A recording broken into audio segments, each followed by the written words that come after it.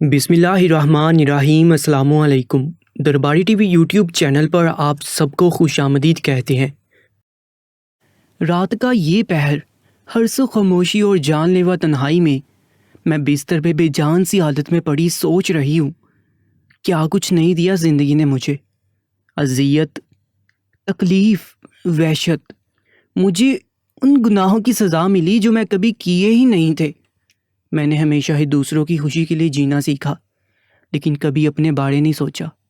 میں جتنا سوچتی جاتی اتنا حیران ہوتی جاتی، آخر ایسا کیسے ممکن تھا؟ گزرا وقت کسی اژدہے کی طرح مجھے ڈسنے کو تیار کھڑا ہے، اور کسی بھی وقت اس کا زہر میری نس نس میں پھیل جائے گا۔ جتنا میں ماضی سے نظریں چراؤں، مگر میرا ماضی بڑے آب و تاب سے میرے سامنے آ کر کھڑا ہو جاتا ہے۔ آج بھی مجھے وہ دن یاد ہے جب وہ منحوس ہماری زندگیوں میں آئی تھی، جس کی وجہ سے میں اپنے جگر کے ٹکڑے کو دیکھنے کے لیے ترس گئی ہوں، اور لگتا ہے یہی آس لیے میں قبر میں اتر جاؤں گی۔ اس دن بھی میری پریشانی عروج پر تھی۔ میں جتنی بھی چالیں چلتی، میری ساری چالیں مجھ پر الٹی پڑ جاتی تھیں۔ سمجھ نہیں آتا تھا کیا ہو رہا ہے۔ بھلا کسی میں اتنا صبر، اتنا برداشت کیسے ہوتا ہے؟ وہ بھی آج کل کی لڑکیوں میں۔ خیر، لڑکی تو وہ نہیں تھی، ایک عورت تھی۔ مجھے تو پکی عمر کی عورت لگتی تھی، مگر خود کو لڑکی کہلاتی تھی۔ بہت شاطر، تیز تھی۔ اب میں ہار ماننے لگی تھی، پھر خود کو سمجھاتی تھی کہ اس سے میں ہار مان لوں۔ میں جو خود کو جانے کیا سمجھتی تھی، اب ایک لڑکی کے سامنے کمزور پڑ رہی تھی۔ اور یہ بات میری انا کو گوارا نہیں تھی کہ میں کل کی آئی ہوئی لڑکی سے ہار مان لوں۔ ہارنا میری فطرت میں شامل نہیں تھا۔ میں گھر کے صحن میں چکر لگاتی جا رہی تھی۔ مجھے کچھ سمجھ نہیں آ رہا تھا کہ وہ ایسا کیسے کر سکتی ہے۔ ایسا ممکن ہی نہیں۔ گاؤں کی صحت مند توانا لڑکیاں یہ کام نہیں کر سکتی، پھر وہ تو شہر کی دھان پان سی نازک نفیس لڑکی تھی۔ اب میں یہ سوچنے پر مجبور ہو گئی کہ یہی حقیقت ہے۔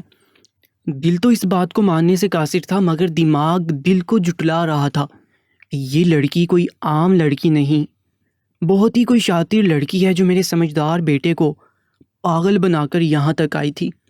وہ کچھ بھی کر سکتی تھی، مگر میں خود کو ہزار دلاسے دیتی، پھر بھی میری سوئی وہاں پر ہی اٹک گئی تھی۔ اس لیے میں نے فیصلہ کر لیا تھا اس شاطر لڑکی کا پیچھا کرنے کی، اس کا راز جان کر ہی رہوں گی۔ آخر یہ لڑکی کون ہے، کہاں سے آئی ہے، اس کا مقصد کیا ہے؟ میرے بیٹے نے ایک بڑی عمر کی شہری لڑکی سے شادی کر لی تھی جو مجھے بالکل پسند نہ آئی، اس لیے میں نے اس پر کاموں کا بوجھ ڈال دیا، اور میری حیرت کی انتہا نہیں رہی جب اسے ہر کام خوشی خوشی کرتے دیکھا۔ ایسا لگتا تھا وہ تھکتی نہیں ہے، کوئی مشین ہے۔ تبھی میں نے اسے اور تنگ کرنا چاہا۔ میں نے اسے طرح طرح سے تنگ کیا، مگر وہ لڑکی ٹس سے مس نہیں ہوئی، اور میرا غصہ روز بروز بڑھتا ہی جاتا تھا۔ میں چاہتی تھی وہ تنگ آ کر میرے بیٹے کو چھوڑ کر وہاں سے بھاگ جائے جہاں سے آئی تھی، اور دوبارہ کبھی پلٹ کر واپس نہ آئے۔ شروع میں تو مجھے اس کے بارے میں کوئی علم نہ تھا، نہ میں جاننا چاہتی تھی۔ مجھے تو بس اسے اپنے گھر سے اور اپنے بیٹے کی زندگی سے ہمیشہ کے لیے نکالنا تھا، مگر اب اس کی کچھ باتیں مجھے پریشان کرنے لگی تھیں۔ میرے دل میں اشتیاق پیدا ہوا اس کے بارے میں جاننے کا کہ اس نے کس مقصد کے لیے اپنے سے کم عمر لڑکی سے شادی کی، اسے اپنی محبت کے جال میں پھنسایا۔ میں بھی ایک زمانہ شناس عورت تھی، مجھے معلوم تھا کہیں کوئی گڑبڑ ضرور ہے۔ تبھی میرے ذہن میں ایک نئے منصوبے نے جنم لیا۔ میں اسی وقت اس لڑکی کے پاس گئی اور میں نے اس لڑکی کو کوئی 50 مٹکے کنویں سے بڑھ کر لانے کو کہا۔ میں جانتی تھی یہ ممکن نہیں، مگر اس وقت میری حیرت کی انتہا نہ رہتی جو وہ تھوڑی ہی دیر میں 50 مٹکے بھر کر خوشی خوشی واپس آتی۔ ایک دن میں نے اس کا پیچھا کیا تو میری روح فنا ہو گئی جو میری نظر اس جگہ پر پڑی، کیونکہ وہ تو ایک مرد کے ساتھ کنویں کے قریب۔ میرا نام صفیہ ہے، ہمارا تعلق ایک پسماندہ گاؤں سے ہے۔ میری 3 بیٹیاں اور ایک بیٹا تھا۔ میری بیٹیاں بھی مجھے عزیز تھیں، مگر مجھے اپنے بیٹے سے بہت محبت تھی۔ بیٹیاں تو پرایا دھن ہوتی ہیں، بیاہ کر اگلے گھر چلی جائیں گی۔ میری ساری امیدیں میرے بیٹے سے وابستہ تھیں۔ میں نے اسے پڑھایا لکھایا تاکہ وہ پڑھ لکھ کر افسر بنے، کیونکہ میں نے بھی بس 3-4 جماعتیں پڑھی تھیں۔ میرا شوہر بھی بس 5 جماعت پاس تھا۔ ہمارا ایک ہی بیٹا تھا۔ ہمارے بہت خواب تھے کہ وہ کامیاب انسان بنے، کھیتی باڑی میں اپنی زندگی ضائع نہ کر دے۔ ہم میاں بیوی گاؤں کے وڈیروں کی زمینوں پر کام کرتے تھے۔ محنت مزدوری کر کے ہم تھک گئے تھے۔ سارا دن وڈیروں کو جی حضوری کرنی پڑتی تھی۔ زمینوں کے کام تو الگ سے کرتے تھے، وڈیروں کے گھر کے کام کے لیے بھی ہمیں بلایا جاتا۔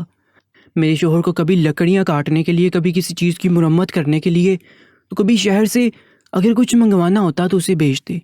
اس کے علاوہ بھی بہت سے چھوٹے موٹے کام کرواتے۔ صرف میرا نہیں، سب کا یہی حال تھا۔ میں اپنے بچوں کو بھی بالکل وقت نہیں دے پاتی۔ میرا شوہر گھر آتا تو میں بھی تھکی ہاری بیٹھی ہوئی ملتی، بولتی وڈیرے کی بیوی نے بلوایا تھا، کمبل دلوائے، بستر دھوپ میں رکھوائے، پیٹیاں خالی کروائیں، وغیرہ وغیرہ۔ بہت مشقت کی زندگی گزارتے تھے ہم پہاڑی لوگ۔ میں ہمت ہار گئی، مجھے لگتا تھا کبھی بھی ہمیں اس غلامی سے کوئی نکال نہیں سکتا، کوئی راہ فرار نظر نہیں آتا تھا۔ تبھی مجھے امید کی ایک کرن نظر آئی، اور وہ تھی ہمارے ہی گاؤں کے دل نواز کا بیٹا جو شہر سے پڑھ کر آیا تھا۔ دل نواز کے بیٹے اکرم کو پڑھنے کا بہت شوق تھا، بہت محنتی تھا۔ جب وہ پڑھنے باہر جاتا ہم سب اس کا مذاق اڑایا کرتے کہ چاہے جتنا بھی پڑھ لکھ جائے، کرنی تو یہی کھیتی باڑی ہے۔ مگر ہم سب غلط تھے۔ اکرم کی محنت اور لگن رنگ لے آئی تھی، اس کی ایک بہت اچھی جگہ پر نوکری لگ گئی تھی۔ وہ اپنے ماں باپ، اپنے بہن بھائیوں کو لے کر شہر چلا گیا تھا۔ اس نے کہا میرے والدین نے بہت محنت کر لی، اب میں ان کو کما کر کھلاؤں گا۔ اور دیکھتے ہی دیکھتے دل نواز ہماری آنکھوں کے سامنے ہمیشہ کے لیے گاؤں چھوڑ کر چلا گیا۔ ہم سب کو یہ دیکھ کر بہت حیرت ہوئی۔ اس دن مجھے تعلیم کی اصل قدر سمجھ آئی کہ ہم بھی اپنے بیٹے کو اچھی تعلیم دلائیں تو ہمارے بھی دن بدل سکتے ہیں، ہمارے حصے میں بھی راحتیں آ سکتی ہیں۔ تو بھی ہم نے اپنے بیٹے پر توجہ دینی شروع کی۔ وہی تھا جو ہمارا مستقبل سنوار سکتا تھا، ہمیں اس دلدل سے نکال سکتا تھا۔ اب میرا شوہر اپنے بیٹے کو خود اسکول لے جاتا، ٹیوشن پڑھواتا۔ اسکول مکمل ہونے کے بعد ہم نے اس کا داخلہ قریبی شہر کے کالج میں کروا دیا۔ ہمارا بیٹا دلاور بھی بہت محنتی تھا۔ ہم اس کو اکثر باور کرواتے تھے کہ تم ہماری امیدوں کا مرکز ہو، تم ہی ہمیں اس مشقت کی زندگی سے نکال سکتے ہو۔ میرے بیٹے نے کالج بھی مکمل کر لیا تھا، اب میرے بیٹے نے یونیورسٹی میں داخلہ لے لیا تھا۔ ہم محنت کرتے تھے، ایک ایک پائی جوڑتے تھے تاکہ دلاور کی پڑھائی میں کام آ سکیں۔ اب جب ہمارے خواب پورے ہونے والے تھے، دلاور پڑھائی کے ساتھ ساتھ چھوٹے موٹے جاب بھی کرنے لگا تھا، اپنی پڑھائی کا خرچ خود اٹھانے لگا تھا۔ تبھی وہ ہوا جس کی ہمیں توقع نہیں تھی۔ میں نے تو ایسا سوچا بھی نہیں تھا جب ایک دن دلاور شہر سے شادی کر کے اپنے ساتھ ایک لڑکی کو گاؤں لے آیا۔ میرے تو تن بدن میں آگ لگ گئی۔ میرے خواب خیالوں میں بھی ابھی دور دور تک دلاور کی شادی کرنے کا کوئی پروگرام نہیں تھا۔ ابھی تو مجھے اپنی 3 بیٹیوں کی شادی کرنی تھی، شہر جانا تھا، آرام کرنا تھا۔ اب میری عمر بھی بہت ہو گئی تھی، مجھ سے کام بھی نہیں ہو پاتا تھا۔ ہم نے دلاور کو ساری زندگی کھیتی باڑی اور وڈیروں کی چاکری سے دور رکھا، اپنا ہاتھ بٹانے کے لیے بھی اپنے ساتھ کام پر نہیں لگایا، تاکہ آگے چل کر دلاور اور اس کی اولاد کو مسئلہ نہ ہو، وہ لوگ آزادی کی خود مختار زندگی گزاریں اور ہم بھی اپنا آخری وقت آرام سے کاٹ سکیں۔ مگر مجھے معلوم نہیں تھا یہ شادی کر کے دلاور نے میرے خوابوں کی نैاں ڈبو دی ہے۔ اس کا ذہن اپنے اصل مقصد سے بھٹک گیا تھا، اور اب اس نے ایک بڑی عمر کی لڑکی سے شادی کر لی اور اسے بھی یہاں لے کر آ گیا۔ میں نے دلاور کے ساتھ بہت جھگڑا کیا، مگر وہ بھی اپنی ضد پر اڑا تھا، بول رہا تھا میں خوشبو کو پسند کرتا ہوں، اس لیے اس سے شادی کی اور کسی صورت میں اس سے دستبردار نہیں ہو سکتا۔ تھک ہار کر میں نے چپ کر لی۔ دلاور میرا اکلوتا بیٹا تھا، اگر وہ ضد میں آ کر گھر چھوڑ کر چلا جاتا تو ہمارا کیا ہوتا؟ مگر میں نے دل ہی دل میں سوچ لیا تھا کہ میں اس لڑکی کو اتنا تنگ کروں گی کہ 1 ماہ کے اندر یہ لڑکی دلاور کو اور گاؤں کو چھوڑ کر بھاگ جائے گی۔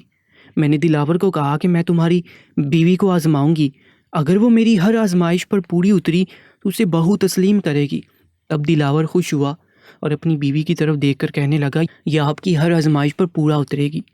اور میں نے اس دن سے اپنی بہو سے ہر کام کروایا، بھینسوں کا چارہ دلوایا، گھر کا سارا کام کروایا، اپنے ساتھ وڈیرے کے گھر لے گئی۔ اس نے وہاں پر بھی بہت کام کیا، وہ ماتھے پہ شکن لائے بغیر ہر کام کرتی، ایسے لگتا تھا کوئی جادوگرنی ہو۔ میں اسے ہر کام اتنی سلیقہ سے کرتا دیکھ حیران رہ جاتی، حالانکہ اس سے پہلے اس نے گاؤں کی زندگی کبھی دیکھی بھی نہیں تھی۔ پھر ہر کام میں کیسے اتنی طاقت تھی۔ ایک دن میں نے اسے 50 مٹکے کنویں سے بھر کر لانے کو کہا۔ میں جانتی تھی یہ ممکن نہیں، مگر اس وقت میری حیرت کی انتہا نہ رہتی جب وہ تھوڑی ہی دیر میں 50 مٹکے بھر کر خوشی واپس آتی۔ ایک دن میں نے اس کا پیچھا کیا تو میری روح فنا ہوگی جب میری نظر اس جگہ پر پڑی، کیونکہ وہ تو ایک مرد کھڑا تھا اور میری بہو کو مٹکے بڑھ کر دیتا جا رہا تھا۔ اس مرد کو صحیح سے دیکھ نہیں سکی، بس اتنا تو پتا تھا کہ یہ مرد دلاور نہیں تھا۔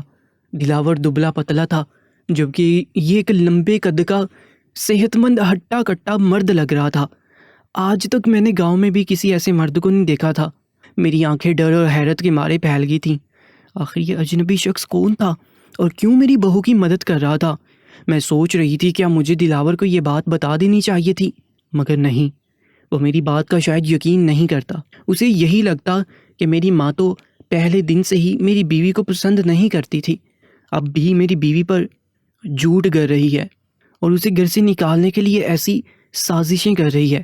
اس لیے میں نے اپنا منہ بند رکھنے کا فیصلہ کر لیا اور بات کی تہہ تک پہنچنے کا تہیہ کر لیا اور چپ چاپ گھر واپس آ گئی۔ کچھ دن میں نے بھی خاموشی اختیار کی، بہو سے کسی قسم کا کام نہیں کروایا تاکہ میرے بیٹے کو یہ تاثر ملے کہ میری ماں اب میری بیوی کے ساتھ صحیح ہو گئی ہے۔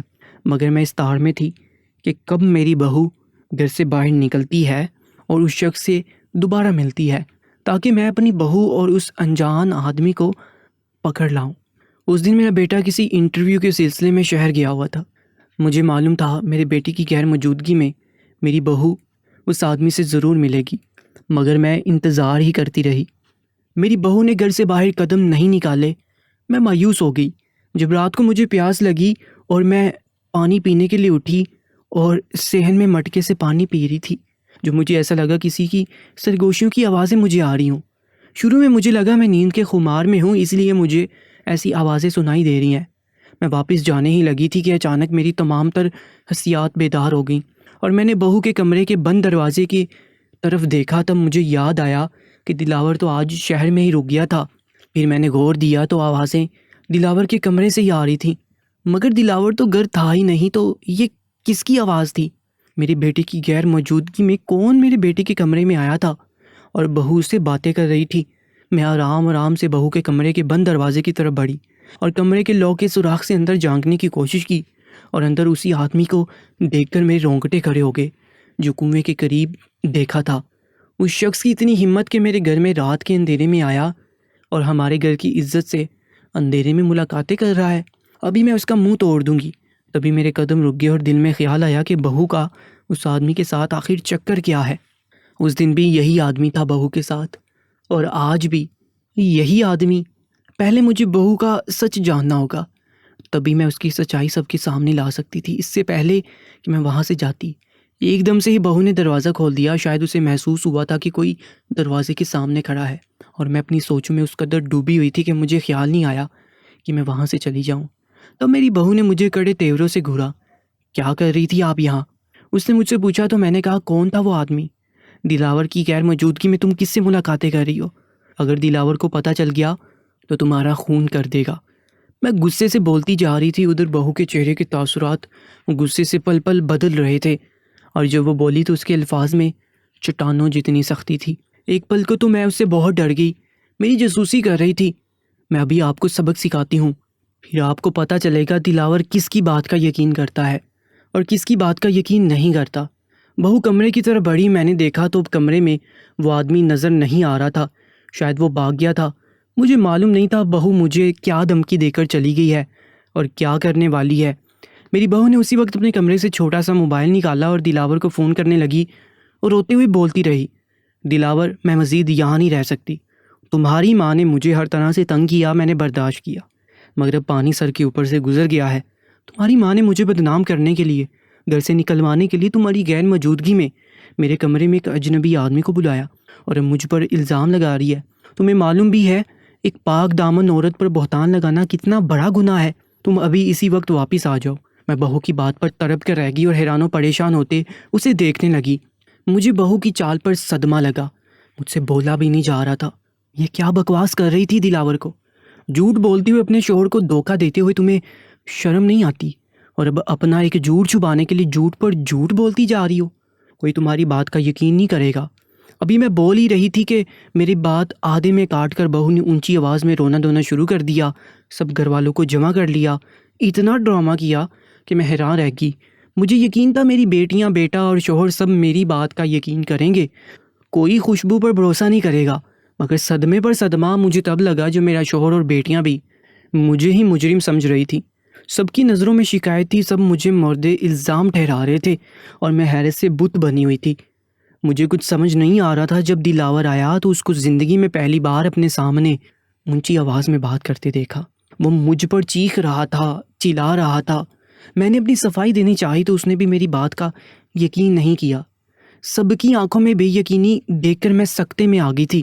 میرا ہر چیز سے دل اٹھ گیا تھا اور چپ کر کے ایک کونے میں پڑ گئی۔ سب جانتے تھے میں بہو کو پسند نہیں کرتی تھی، اسے تنگ کرنے کے لیے کوئی نہ کوئی سازش رچتی رہتی تھی، تبھی کوئی مجھ پر اعتبار نہیں کر رہا تھا۔ مانا کہ میں اسے نکالنے کے لیے ایسا کرتی تھی، مگر اتنی گری ہوئی حرکت نہیں کر سکتی تھی کہ ایک آدمی کو بہو کے کمرے میں بھیجوں۔ میں سب کے رویے دیکھ کر اندر سے بہت دکھی ہو گئی اور مزید اپنی صفائی میں کچھ نہیں کہا، بس اللہ تعالیٰ سے دعا کرتی رہتی تھی کہ تو ہی میری صفائی دے کہ میں اس بار بے قصور ہوں۔